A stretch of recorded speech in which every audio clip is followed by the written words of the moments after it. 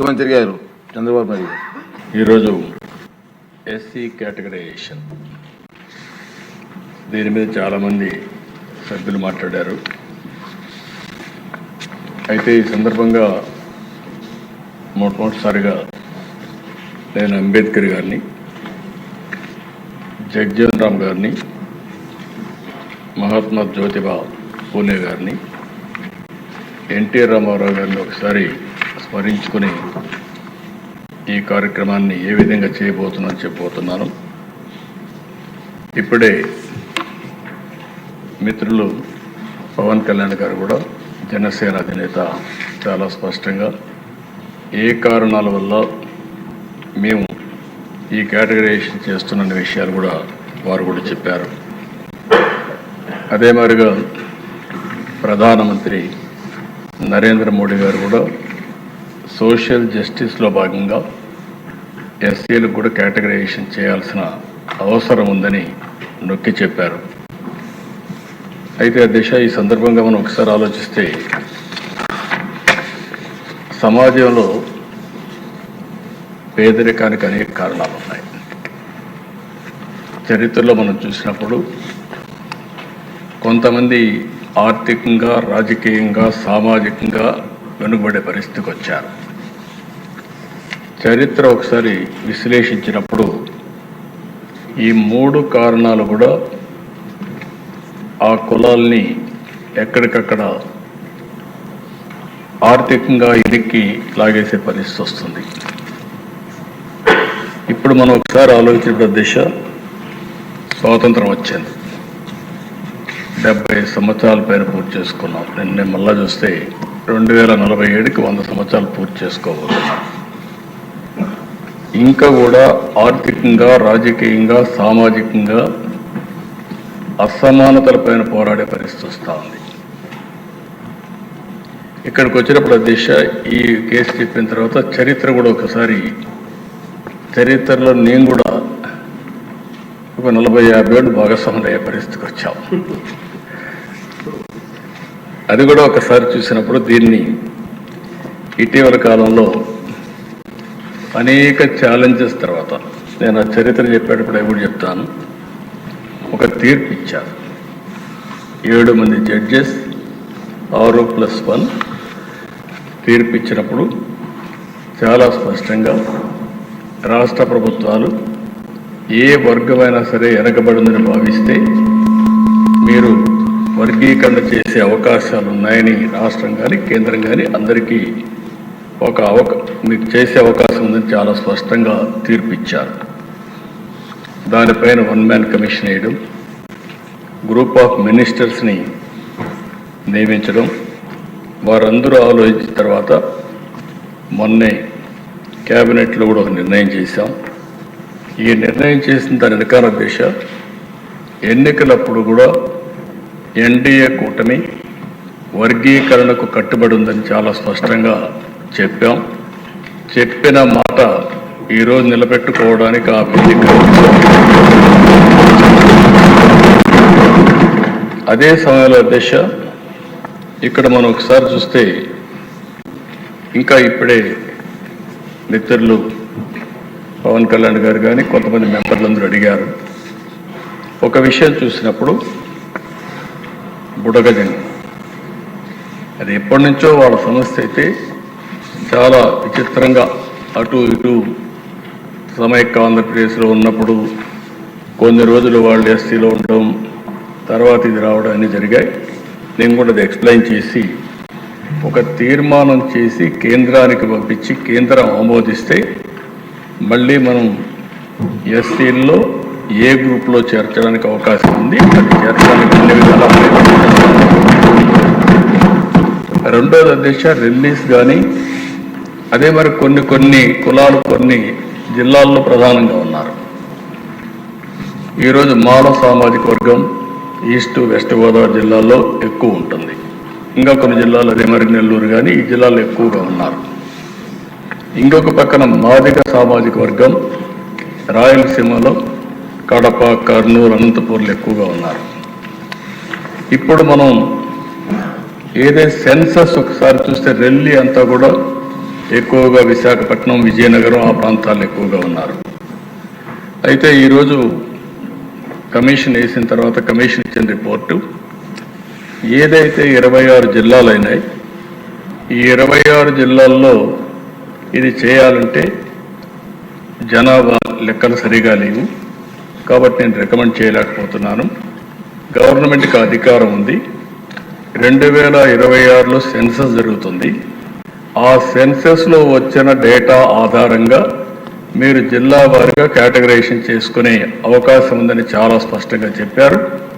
ఎన్నికల్లో కూడా మనం చెప్పింది జిల్లా వారీగా కేటగరైజేషన్ తీసుకొస్తామని చాలా స్పష్టంగా హామీ ఇచ్చాం. మళ్ళీ హామీ ఇస్తున్నా. ఈరోజు డిలే అవుతుందనే ఉద్దేశంతో ఈ కార్యక్రమాన్ని చేస్తూనే మళ్ళీ సెన్సస్ రిపోర్ట్ వచ్చిన తర్వాత జిల్లా వారీగా కేటగరైజేషన్ చేయడానికి ఈ ప్రభుత్వం దానివల్ల రిలీజ్ కూడా వచ్చే అవకాశం వస్తుంది.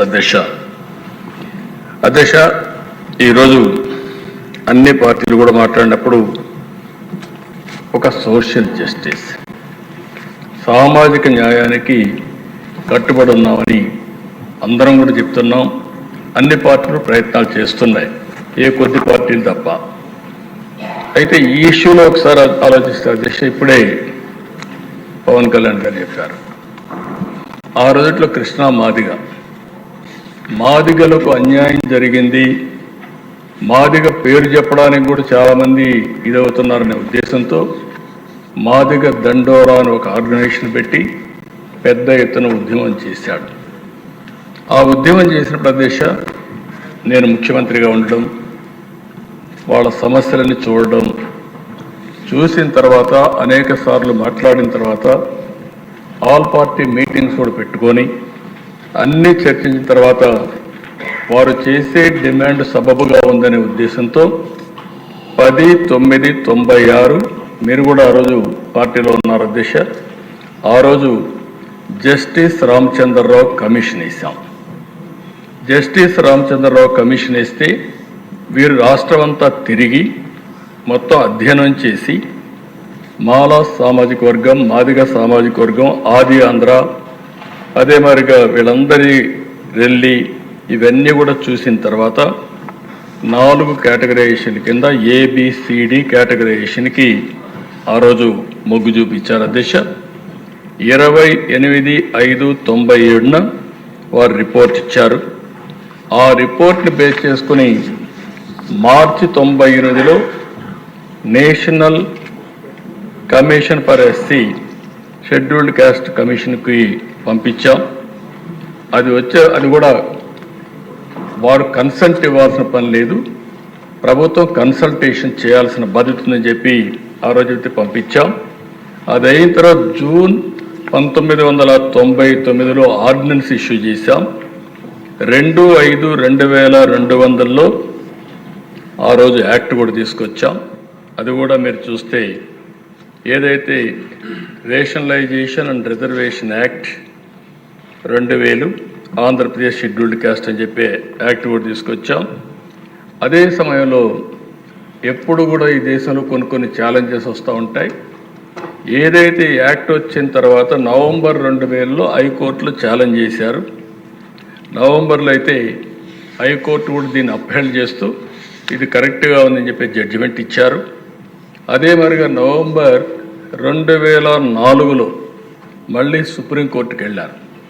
సుప్రీంకోర్టుకి వెళ్ళినప్పుడు వారు అక్కడ చెప్పింది ఆ రోజుట్లో ఏదైతే వైలేషన్ ఆఫ్ ఆర్టికల్ 341(2) ఓన్లీ పార్లమెంట్కే అధికారం ఉంది అని ఒకటి, రెండోది ల్యాక్ ఆఫ్ లెజిస్లేటివ్ కాంపిటెన్స్ అని, మూడోది వైలేషన్ ఆఫ్ ఆర్టికల్ 14 అని చెప్పే ఉద్దేశంతో దీన్ని కొట్టేశారు అధ్యక్ష. అయితే 10/12/2024 ఆ రోజు కాంగ్రెస్ గవర్నమెంట్ ఉంది. ఆ రోజు వీళ్ళు ఒక అసెంబ్లీలో ఒక తీర్మానం కూడా పాస్ చేసి మళ్ళీ పంపించారు అధ్యక్ష. This house had passed resolution on 22nd April 1998 for categorization scheduled caste as recommended by Justice Ramchandra Commission. In view of the recent Supreme Court judgment, the House resolves to recommend to the Government of India to take up the matter in the Parliamentary పంపించారు. కానీ అప్పట్లో అది చేయలేకపోయారు అధ్యక్ష. అయితే మే 2007 ఏదైతే justice Usha Mehra కమిషన్కి refer చేశారు, ఆ రోజు కూడా జస్టిస్ ఉషా మెహ్రా కమిషన్ 2008లో రిపోర్ట్ ఇస్తూ అన్యాయం జరిగిన మాట వాస్తవం కాబట్టి కేటగరైజేషన్ అవసరం అని చెప్తూ వారు కూడా 2000-2004 మధ్యలో ఈ కేటగరైజేషన్ వల్ల కొంత మంచి జరిగిందని కూడా సమర్థించే పరిస్థితికి వచ్చారు అధ్యక్ష. అది అయిన తర్వాత అధ్యక్ష మళ్ళీ ఇటీవల కాలంలో జస్టిస్ చంద్రచూడ్ నాయకత్వంలో 7 మెంబర్ జడ్జి బెంచ్ డిస్కస్ చేశారు అధ్యక్ష. అది డిస్కస్ చేసి మొన్నే జడ్జిమెంట్ ఇచ్చే పరిస్థితికి వచ్చారు. అది వచ్చిన వెంటనే మళ్ళీ అన్ని రాష్ట్రాల్లో కదలిక వచ్చింది. మనం కూడా 15-11-2024 ఆర్ఆర్ మిశ్రా కమిషన్ వేసాం. ఆయన 27-11-2024లో ఛార్జ్ తీసుకున్నారు. 13 జిల్లాలు తిరిగారు. హెడ్ ఆఫ్ ది డిపార్ట్మెంట్స్తో మాట్లాడారు, సెక్రటరీస్తో మాట్లాడారు, ఎమ్మెల్యేస్తో మాట్లాడారు. అందరితో చర్చించిన తర్వాత కూలంకుషంగా ఒక రిపోర్ట్ ఇచ్చారు. ఆ రిపోర్టు 10/3/2025లో ఆయన రిపోర్ట్ ఇచ్చారు అధ్యక్ష. ఈ రిపోర్ట్లో అధ్యక్ష 59 కులాలు ఉన్నాయి. ఈ 59 కులాల్లో ఆయన అధ్యయనం చేసిన తర్వాత group 1 most backward Relli sub group 12 క్యాస్టులు, గ్రూప్ 2 మాదిగా సబ్ గ్రూప్ 18 క్యాస్టులు, గ్రూప్ 3 రిలేటివ్లీ అక్కడ గ్రూప్ 1 మోస్ట్ బ్యాక్వర్డ్ అన్నారు అధ్యక్ష, గ్రూప్ 2 బ్యాక్వర్డ్ అన్నారు అధ్యక్ష, గ్రూప్ 3 రిలేటివ్లీ లెస్ బ్యాక్వర్డ్ అని చెప్పి పేరు పెట్టి మాలా సబ్ గ్రూప్ 29 కమ్యూనిటీస్ని కలిపి రిపోర్ట్ ఇచ్చారు అధ్యక్ష. ఈ రిపోర్ట్ ప్రకారం అధ్యక్ష ఈరోజు మనం చూస్తే వారు ఇచ్చిన రిపోర్ట్లో గ్రూప్ ఏ మొత్తం చూసిన తర్వాత జనాభా బ్యాక్వర్డ్నెస్ మిగిలిన అన్ని చూసిన తర్వాత 1% రికమెండ్ చేశారు అధ్యక్ష. Government may take a view on this at an appropriate time after conduct of next census based upon national principles, quantifiable data and inter-C backwardness. అంటే నెక్స్ట్ ఏదైతే సెన్సస్ వస్తానే దాన్ని బేస్ చేసుకొని జిల్లా వారీగా పెట్టడానికి దాన్ని కూడా ఏమన్నారంటే there have been requests to fix the percentage of reservations to the sub-classified groups by taking district as a unit. There are 26 districts in the state at present and Commission would not like to make any announcement in this matter because there is no proper census. కాబట్టి proper census వచ్చిన తర్వాత మేము కట్టుబడి ఉన్నాం. దానికి ఎట్టి పరిస్థితుల్లో కూడా న్యాయం చేస్తాం. ఈ ప్రభుత్వం సామాజిక న్యాయం జరగాలని అందరికీ న్యాయం చేయాలనే ఉద్దేశంతోనే ఈ ప్రభుత్వం ముందుకు పోతున్నామని చెప్పి కూడా నేను మీకు తెలియజేస్తున్నాను. ఇప్పుడే స్వామి గారు కొన్ని విషయాలు చెప్పారు, నేను అవన్నీ పోవడం లేదు. గడచిన ప్రభుత్వం 5 ఏళ్లలో ఒక్క పైసా ఖర్చు పెట్టకపోతే ఈ ప్రభుత్వానికి ఆర్థిక ఇబ్బందులున్నా ఎస్సీల కోసం 804 కోట్ల అవుట్లేతో 340 కోట్ల రూపాయలు సబ్సిడీతో గవర్నమెంట్ గ్రాంట్తో ఎకనామిక్ సపోర్ట్ స్కీమ్స్ తీసుకొచ్చాం. సబ్ ప్లాన్ పూర్తిగా రద్దయ్యే పరిస్థితి వచ్చింది. 14-19 సబ్ ప్లాన్ పర్ఫెక్ట్గా అమలు చేశాం. ఇందులో కూడా దిశ మీరు ఒకసారి చూస్తే అప్పట్లోనే ఎస్సీ సామాజిక వర్గానికి, మాల సామాజిక వర్గానికి, మాదిగ సామాజిక వర్గానికి జనాభా దామాషా ప్రకారం ఆర్థిక వనరులు కూడా అప్పుడే కేటాయించాం. ఈరోజు మళ్ళీ ఈ కార్యక్రమం వల్ల 22,000 మంది బెనిఫిట్ అయ్యే పరిస్థితి వచ్చారు. నేషనల్ ఏదైతే ఫైనాన్స్ డెవలప్మెంట్ కార్పొరేషన్ ఉందో అది కూడా ఒక్క పైసా తీసుకురాకుండా మన ఎస్సీ ఫైనాన్స్ కార్పొరేషన్ కూడా క్లోజ్ చేసే పరిస్థితి వచ్చారు. ఈరోజు 5 వీళ్ళు బకాయిలు పెట్టి వెళ్ళిపోయారు. ఆ డబ్బులు కట్టకపోతే డబ్బులు ఇవ్వమంటే 5 సంవత్సరాల్లో పాత బకాయిలు చెల్లిస్తామని అగ్రిమెంట్ ఇచ్చి ఎంఓ ఇచ్చి ఒక ఎంఓ వాళ్ళ డబ్బులు కూడా కట్టి మళ్ళీ డబ్బులు రెగ్యులరైజ్ చేశాం. దీనివల్ల చాలా వరకు మళ్ళీ ఎస్సీలకు న్యాయం జరిగే పరిస్థితి వస్తుంది. కొంతమంది రిక్వెస్ట్ చేశారు. ఇప్పుడే మాల సామాజిక వర్గానికి చెందినవారు కానీ, మాదిగ సామాజిక వర్గానికి చెందినవారు కానీ ఆర్థికంగా కూడా పైకి తీసుకొచ్చే కార్యక్రమాలు ఇమ్మని చెప్పి కోరారు. ఈ ప్రభుత్వం కట్టుబడి ఉంది. ఓసారి వాళ్ళ కుల వృత్తుల వల్ల కొన్ని పనులు ఇచ్చే అవకాశం ఉంటుంది. ఏమేం చేయాలని నేను ఆలోచించి తప్పకుండా దీనికి శ్రీకారం చుడతామని చెప్పి కూడా మాల సామాజిక వర్గానికి కానీ, మాదిగ సామాజిక వర్గానికి కానీ, రెల్లి సామాజిక వర్గానికి కానీ, కడాన బుడగ జంగం సభ్యులకు కూడా విజ్ఞప్తి చేస్తున్నాను అధ్యక్ష. ఇప్పుడే మన మెంబర్స్ అందరూ చెప్పారు. ఈరోజు బుడగ జంగం చూస్తే ఎక్కడికి పోయినా వీళ్ళు చాలా పెద్ద ఎత్తున వాళ్ళ బాధలు చెప్పుకోవడానికి వస్తూ ఉంటారు. వీళ్ళది కూడా ఒక విచిత్రమైనటువంటి సమస్య. మీరు ఒకసారి చూస్తే అధ్యక్ష, 1950 రాజ్యాంగ ఉత్తర్వు ప్రకారం బేడ జంగం కులాన్ని పూర్వపు మద్రాసు రాష్ట్రం షెడ్యూల్ కులాల్లో చేర్చలేదు. మనం మెడ్రాస్ ప్రెసిడెన్సీలో ఉన్నాం. కానీ అది పూర్వపు హైదరాబాద్ రాష్ట్రం షెడ్యూల్ కులాల జాబితాలో చేర్చబడ్డారు.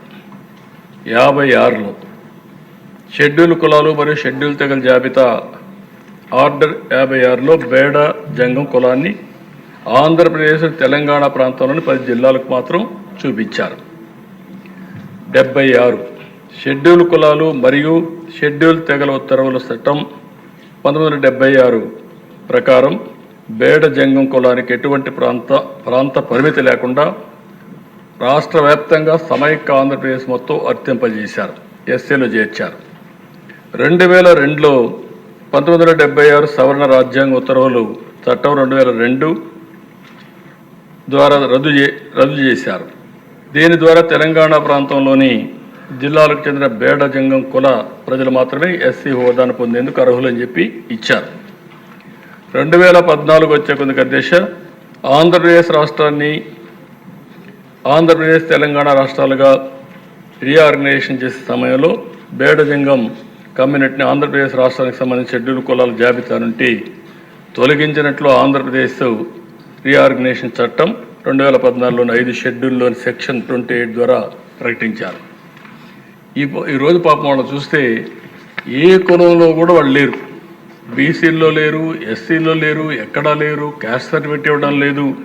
చాలా అవస్థపడుతున్నారు. దీనికి ఒక కమిటీ కూడా వేసాం అధ్యక్ష.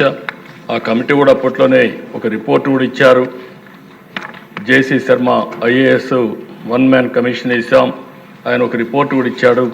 ఆ రిపోర్ట్ని తీసుకొని కొంతవరకు ముందుకెళ్ళాం. కానీ ఇది ఉంది. ఈరోజు నేను ఈ సభలో ఒక ప్రత్యేకమైన తీర్మానం పెడుతున్నాను అధ్యక్ష.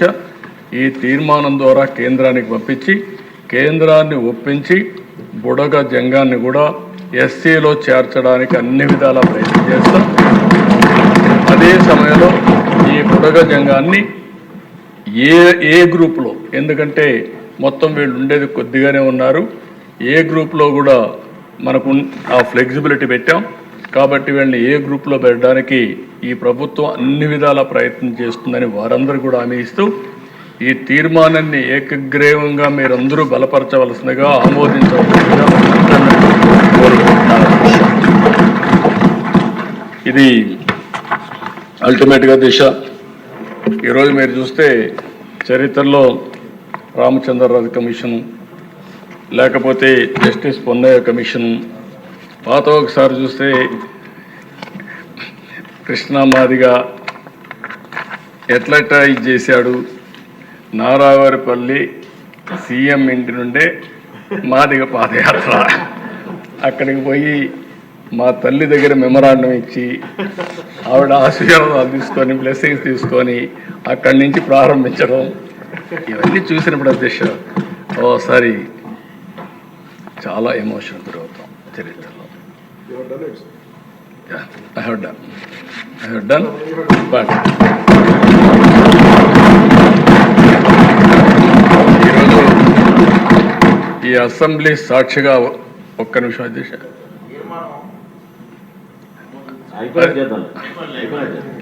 ఈరోజు అధ్యక్ష ఓసారి కొన్ని అవకాశాలు వస్తూ ఉంటాయి. నాది కూడా ఒక సుదీర్ఘమైన రాజకీయ చరిత్ర ముందుకు పోతున్నాం. ఎక్కడో పుట్టి ఒక మామూలు గ్రామంలో అంతర్మారిగానే మా ఊర్లో అయితే 20 ఇళ్ళు ఉండేటివి. మా ఊరికి రోడ్డు కూడా లేదు. అప్పట్లో నేనేం చేసేవాడిని అంటే రెవల్యూషనరీగా రోడ్డు వేస్తే బస్సు వస్తుందంటే ఆ రోడ్డు వేయించడానికి ఇంటికి ఒక ఎడ్ల బండి కట్టి మట్టి తోలేవాళ్ళం. తోలి మళ్ళా వాళ్ళని బస్సు వేయించుకునేవాళ్ళం. అది ఒకటే బస్సు వచ్చేది. అది ఎప్పుడో తెల్లవారితో వచ్చి మళ్ళా సాయంత్రం వచ్చేది. అలాంటి ఊర్లో పుట్టి సరే విద్యార్థి దశ నుంచి ఫైట్ చేసి అక్కడి నుంచి ఎదిగి అంచెలంచెలుగా ఈరోజు కొన్ని నిర్ణయాలు తీసుకొని ఒక పక్క నిన్నే బిల్ గేట్స్తో మాట్లాడితే ఒక వండర్ఫుల్ ఎక్స్పీరియన్స్. 30 సంవత్సరాల కంటే ముందు ఏం జరిగిందో ఆయన చెప్పినప్పుడు గుర్తు చేసినప్పుడు ఒక సాటిస్ఫాక్షన్. ఇక్కడికి వచ్చినప్పుడు ఒక సామాజిక న్యాయానికి వెనుకబడిన వర్గాల కోసం కానీ, షెడ్యూల్ కులాల కోసం కానీ, షెడ్యూల్ తెగల కోసం కానీ, మైనారిటీ వర్గాల కోసం ఎక్కడ పేదవాళ్ళు ఉంటే అక్కడ మనం ఉండాలనే ఉద్దేశంతో ఈ జర్నీ అంతా ప్రారంభించాం. సామాజిక న్యాయం చేశాం. ఈ నెలలోనే ఇవన్నీ కూడా దేశాన్ని నేను చెప్పినట్టన్నీ కూడా మీరు చూస్తే ఏ వ్యక్తికి కూడా మాకు అన్యాయం జరిగింది, జరుగుతూ ఉంది అని చెప్పడానికి వీలు లేకుండా చేయాలనేదే మా తపన. నా తపనకు సహకరించినటువంటి పవన్ కళ్యాణ్ గారికి, బీజేపీకి కూడా మనస్ఫూర్తిగా ధన్యవాదాలు తెలియజేస్తున్నాను. ఒకప్పుడు P3 పెట్టాం. P3 అనేది ప్రభుత్వం ప్రైవేట్ భాగస్వామ్యం, సంపద సృష్టించడం. ఈ సంపద వల్ల ఉపాధి, ఆదాయాన్ని పెంచి ప్రజలకు మెరుగైన వసతులు ఇవ్వడం. ఈరోజు అదృశ్య ఈ నెలలోనే ఇంకొక కార్యక్రమం ఇక్కడ వచ్చింది కాబట్టి చెప్తున్నాం. P4 తీసుకొస్తున్నాం. తెలుగు నూతన సంవత్సరం ఉగాది రోజున ప్రభుత్వం P4, ప్రభుత్వం ప్రైవేట్ ప్రజలు భాగస్వామ్యం. సమాజంలో మనకు 1,70,00,000 కుటుంబాలు ఉన్నాయి. నేను ఒక పిలిపిచ్చాను. హై నెట్వర్త్ ఇండివిజువల్స్, బాగా డబ్బులుండే టాప్ 10% ఫ్యామిలీస్, బాటమ్ 20% ఫ్యామిలీస్ని అడాప్ట్ చేసుకోమని, మెంటర్ చేయమని. వాళ్లకు సమాజం ఈ శక్తి ఇచ్చింది. ఈరోజు వాళ్ళు కూడా ఎక్కడి నుంచో రాలేదు. ఇప్పుడు నేను ఈ స్థాయికి వచ్చానంటే అంచెలంచెలుగా ఎవరిచ్చారు అధ్యక్ష నాకు ఈ అవకాశం? ఈ రాష్ట్రంలో ఉండే ప్రజలు ఇచ్చారు, సమాజం ఇచ్చింది. ఆ సమాజం ఇచ్చిన అవకాశాన్ని మళ్ళీ సమాజం కోసం హెచ్చించడం నా బాధ్యతగా ఆలోచించి అనునిత్యం నేను పనిచేస్తున్నాను అధ్యక్ష.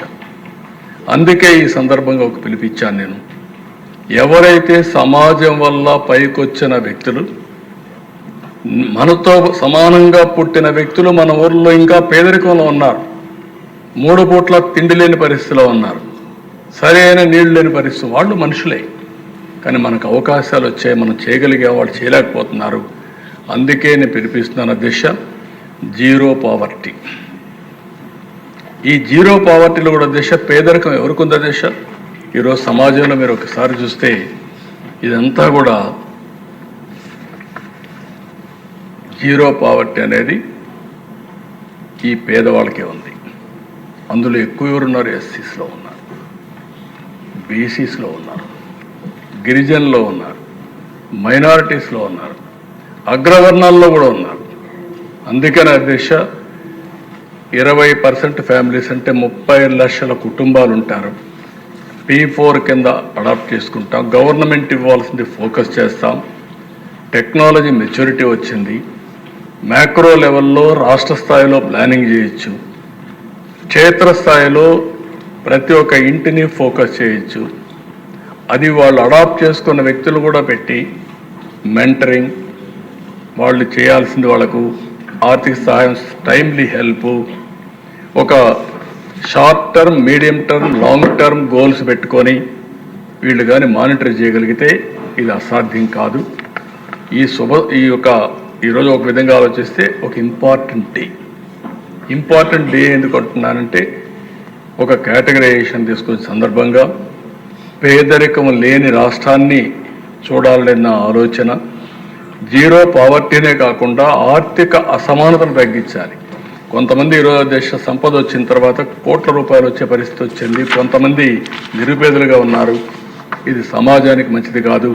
నా జీవితంలో ఒకటే ఆలోచిస్తున్నా, జీరో పావర్టీ ఫేజ్ 1 తర్వాత ఆర్థిక అసమానతలు తగ్గించడానికి నా జీవితాంతం పనిచేస్తాను. మా పార్టీ కూడా పనిచేస్తుంది. ఎన్డీఏ కూడా పూర్తిగా ఆ దిశగా ముందుకు పోతామని మీ అందరికీ హామీ ఇస్తున్నా. ఆ దిశగా ముందుకు పోతాం. అదే సమయంలో అధ్యక్ష, ఈరోజు ఇక్కడికి వచ్చినప్పుడు కోస్తా జిల్లాలో తూర్పు కాపులకు కుల సర్టిఫికెట్ ఇవ్వడం లేదని చెప్పి ఇప్పుడే బుచ్చేశ్వర్ గారు రైజ్ చేశారు. తప్పకుండా దీన్ని కూడా తీసుకొని ఏ విధంగా వర్కౌట్ చేయాలో వర్కౌట్ చేస్తామని చెప్పి తెలియజేసుకుంటూ, ఎవ్వరికి కూడా అన్యాయం జరగకుండా అందరికీ న్యాయం జరిగేట్టుగా చేయడం మన బాధ్యత. అదే సమయంలో కొంతమంది కొన్నిసార్లు అపార్థం కూడా చేసుకునే పరిస్థితి ఉంటారు. తెలిసి కానీ తెలియకుండా కానీ ఎవ్వరికి ఈ ప్రభుత్వం ఇబ్బంది పెట్టదు. అదే సమయంలో సామాజిక న్యాయం చేయడానికి మాత్రం 100కి 100% కాదు, 1000% కమిటెడ్గా పనిచేస్తామని మరొకసారి తెలియజేసుకుంటూ, ఈరోజు ఈ అవకాశాన్ని ఇచ్చిన మీకు మిత్రులందరికీ కూడా మనస్ఫూర్తిగా అభినందిస్తూ, ప్రత్యేకంగా జనసేన అధినేత పవన్ కళ్యాణ్ గారికి, బీజేపీ నాయకులకి, ప్రధానమంత్రి గారికి అందరికీ ధన్యవాదాలు తెలియజేసుకుంటూ సెలవు తీసుకుంటాను.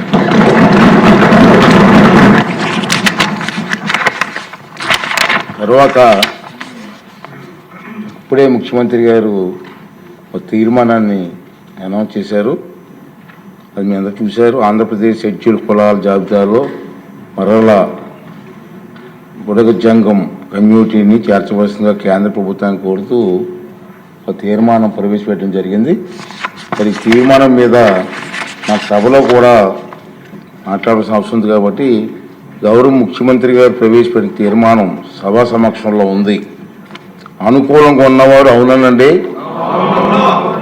వ్యతిరేకంగా ఉన్నారు కాదనండి. అవునన్నారు. అందరూ అవునన్నారు. తీర్మానం ఏకగ్రీవంగా ఆమోదించబడింది.